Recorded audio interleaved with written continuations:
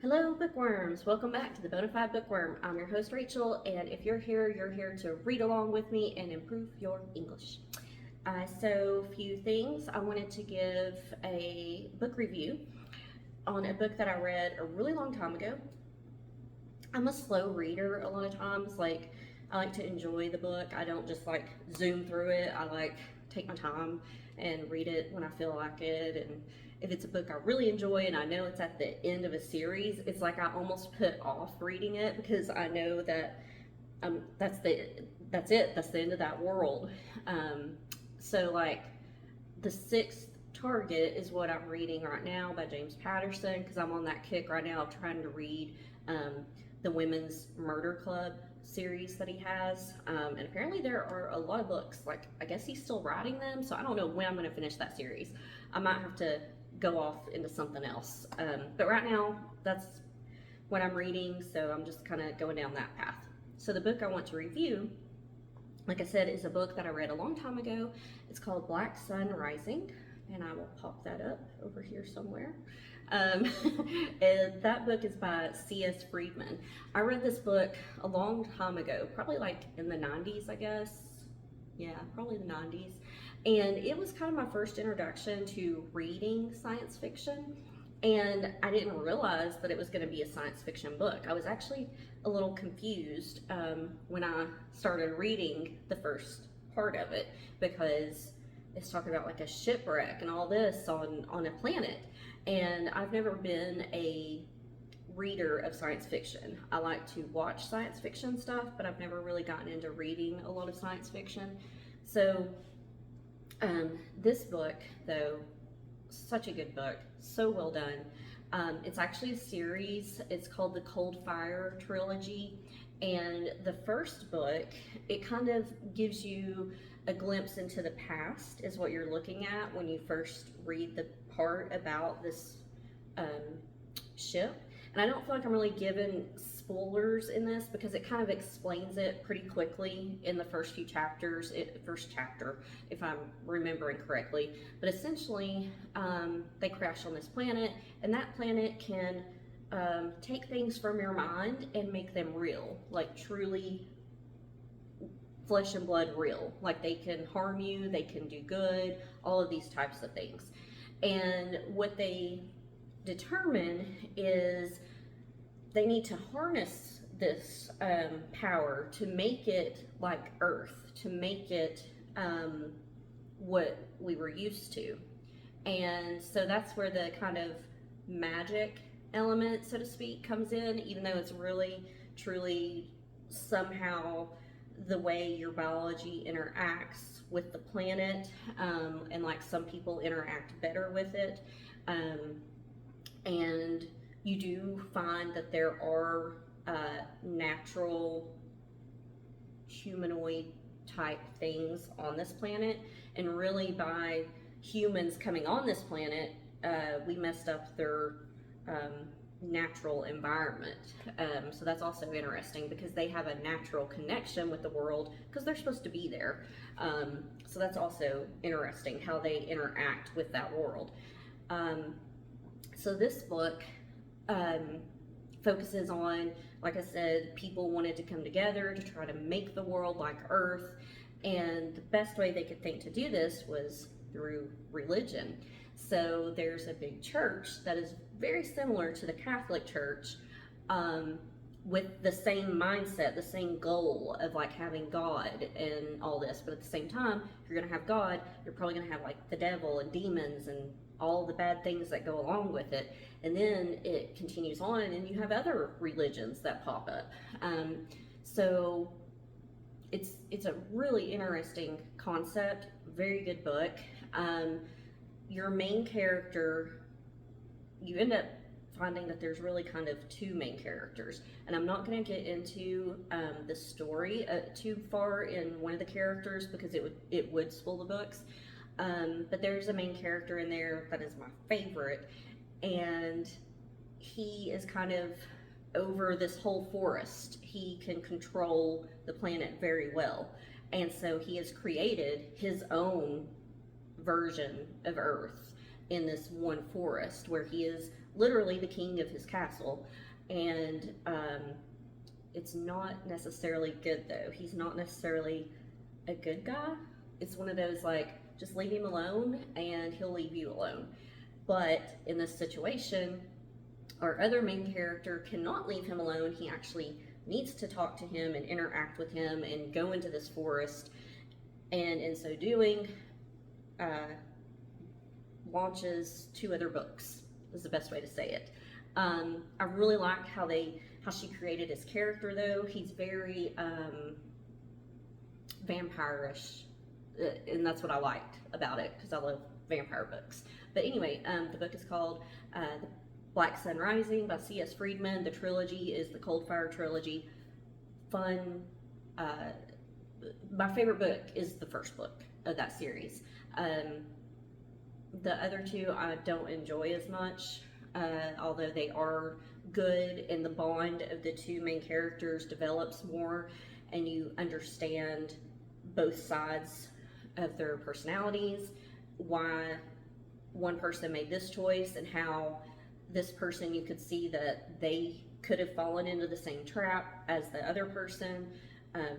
So it's just a very good book series. I don't know if she wrote any more of those with that planet.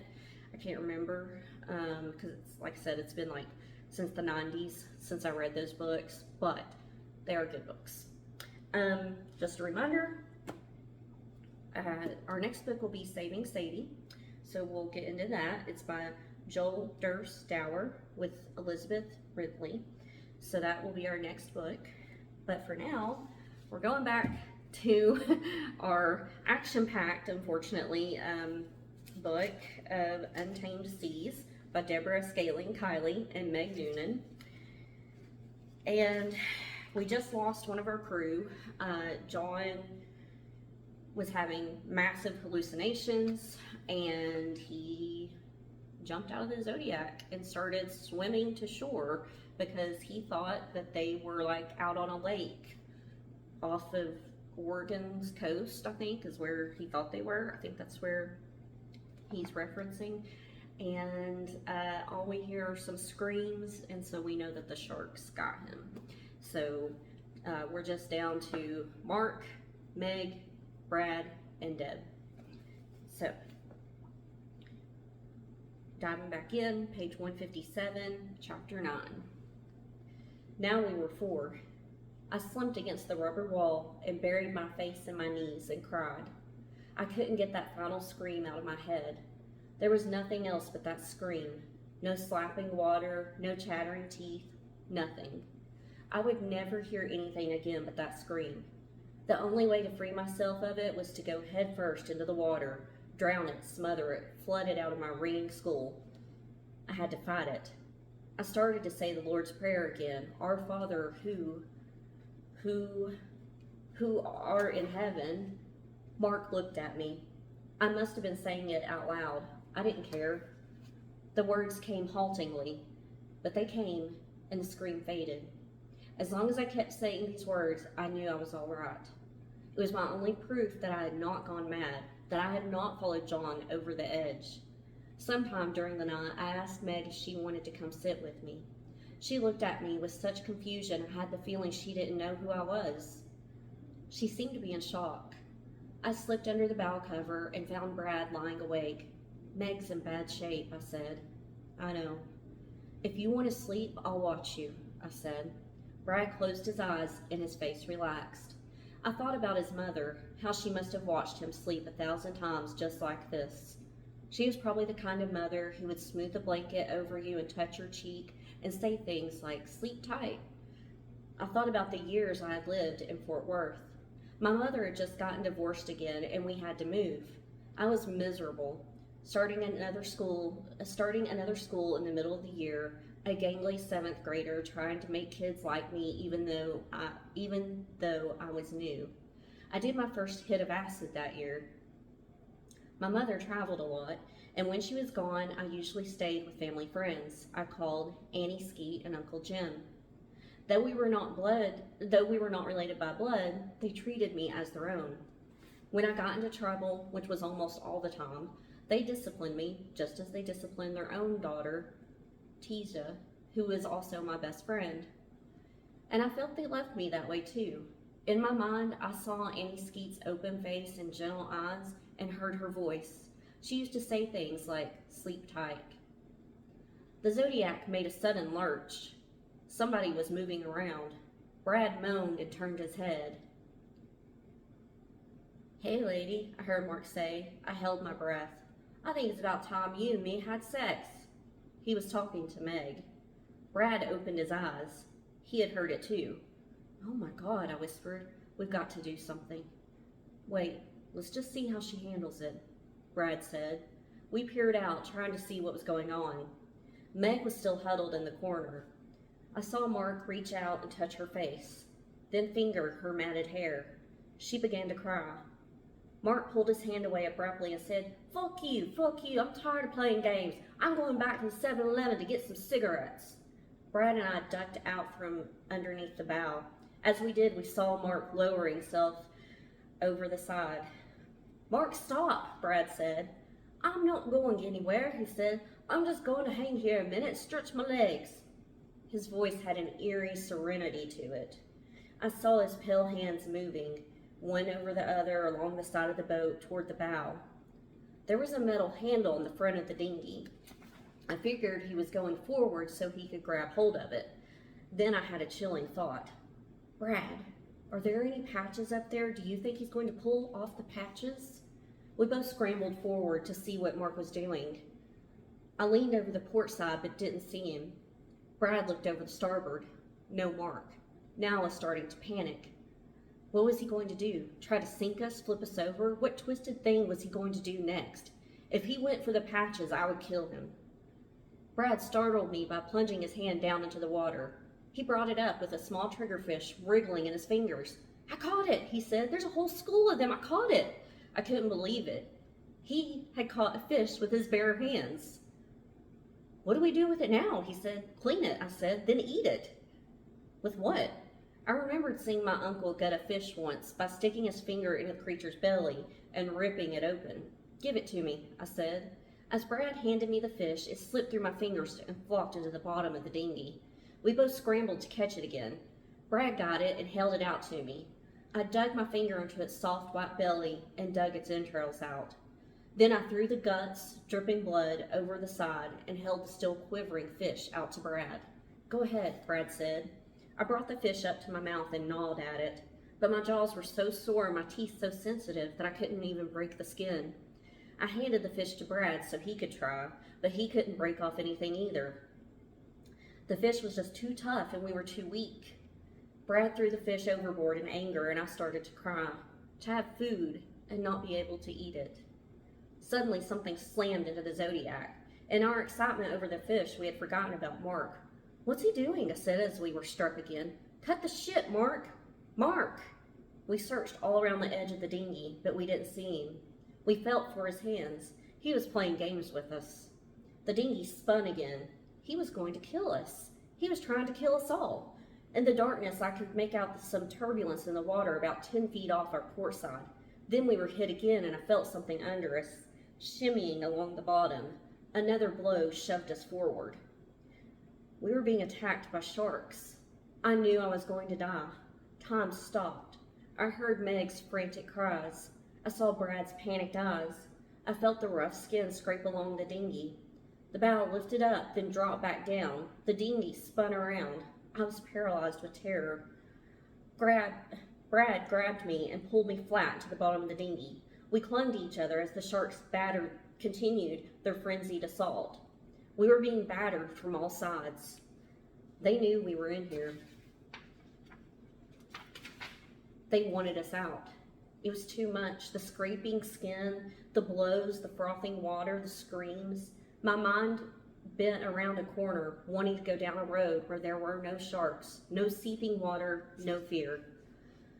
How would it feel to have the teeth clamped down on my legs?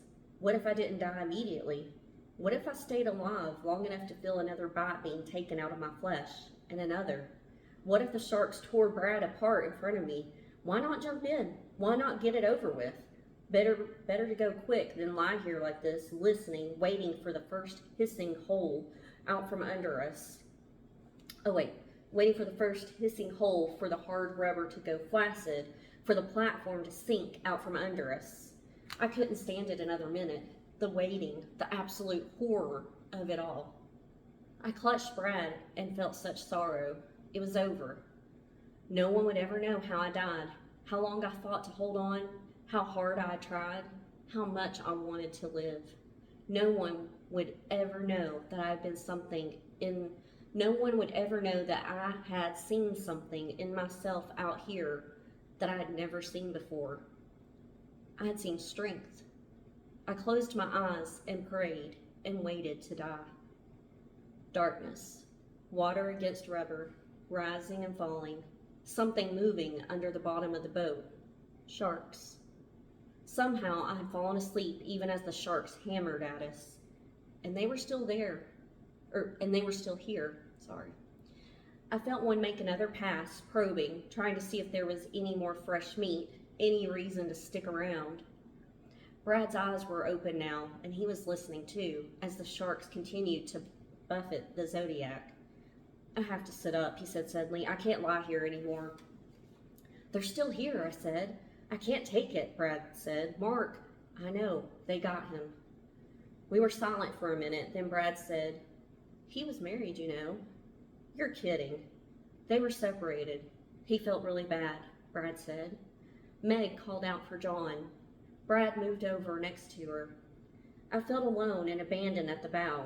Then I felt guilty for feeling that way. Meg needed Brad's body warmth more than I did. A shark made another slow pass along the dinghy. Waves of nausea passed through my trembling body. It's time to go, Meg said suddenly. We're there. Her voice was light. Where? Brad asked. We're there. Home. I'm going home. Not yet, Meg, I said. We have to wait a while longer. Why don't you come up here and we'll all lie together and try to get warm until we get there? She began crawling toward me without any assistance from Brad. She moved easily, almost gracefully. She didn't seem to notice the sharks butting up against the Zodiac. She simply lay down, stretched out straight, and sighed, as if she were relaxing on a warm beach. Brad and I lay on either side of her. I tried to hold my legs away from hers. I was so afraid that I would hurt her. But the motion of the boat forced me into her a few times. Oddly, she never cried out, never seemed to feel anything. We lay like that for hours. Eventually I realized that the sharks had moved on. The water was quiet. I focused on the stars and tried to pick out a planet or a constellation. I thought that might give us a clue as to what direction we were drifting and how fast. But I couldn't remember what to look for, how to connect the dots. Things I had known, where to find Venus, the shape of the Little Dipper, seemed to have been erased from my brain. Doors were shutting one by one. Everything was going numb. I'm ready. Let's go now. Meg tried to sit up again, but Brad and I pulled her back down. Not yet, Meg, I said. Just a little while longer, Brad said. I closed my eyes and instantly was awash in color and lights. Why did I see so much more when my eyes were shut? The black screen of my brain flashed staccato images, quick-cut fragments of people and places. It was as if someone was standing in front of me with a deck of cards, and on every card was a scene from my life. The cards were flipping by faster until it was almost impossible to see what they showed. There was my mother in her fancy pink dress. There was a herd of dusty cattle. There were rats in a grain bin, a tall peach tree, a grandfather clock beating time. There was the smell of saddle leather and sweat, of gin and vomit. A white car spinning on black ice, a tab of acid, bar graphs of cocaine on a cracked mirror. There was a skinny kid who thought she was fat, a rich kid who felt woefully deprived, a hungry kid who had made an enemy of food, a well-traveled kid who wanted nothing more than to stay home. No, to have a home. It was me. It was my life. My miraculous, fucked up life. I wanted more cards. Brad was hollering. I'd been asleep. I reached out for Meg. She wasn't there. I opened my eyes and saw her on top of Brad, clawing and snarling like a rabid dog. She flung seaweed in his face and Brad shouted at her, then at me. When I reached out to Meg, she turned and went after me. I backed away and she attacked Brad again. Screaming her name, I slapped her hard on the cheek, but she wouldn't stop. Brad shoved her and she fell backward into the stern. "Get away from me," Brad shouted. His face was red and he was panting. "What's wrong with her?" I shook my head and watched Meg. She was making strange guttural noises and her whole body was quivering. "Do you think she drinks salt water too?" I said. "I was just trying to help her get warm." Brad was shaking. "Leave her alone," I said. "That's probably the best." Brad and I lay down together again. Meg quieted down, and eventually I drifted off to sleep again. Sometime later, I woke up and was instantly aware that something was different. The grogginess, the haze in my brain was gone. I saw everything clearly. I understood everything completely. There were the stars, the water, the two other bodies in the dinghy. There was the unforgiving, enormous world. There was loneliness, fear, cold, the smell of Meg's festering wounds. The sky, I said to myself, focus on the sky, on the beauty there. I knew Meg was going to die soon, and God forgive me, I felt relief. She was the last weak link. Once Meg was gone, it would be Brad and me. We would be at square one, able to concentrate completely upon staying alive. And at that moment, I knew with startling and absolute certainty that I was not going to die. I crawled into the bow and lay down next to Brad. His eyes were open. I asked him if he thought the sharks were gone. He said he didn't know and closed his eyes. The putrid bottom water sloshed up around his face with every roll of the boat. I would stay here like this, watching him until he woke up, making sure he didn't drown in the swill. Whew. We're going to stop there because it has a nice little page break in here. We're stopping on page 166. So we will tune back in. We don't have much left. We don't have much left of our book, and when we do get to the end, I'll include links that I can find to like when they first got rescued and some pictures of when they got rescued. The question is, who all is left to be rescued? So I hope wherever you're at, I hope it's great, and I hope you have a great day, week, month, year, wherever you're at. I hope it's great, and I hope you come back here. Bye.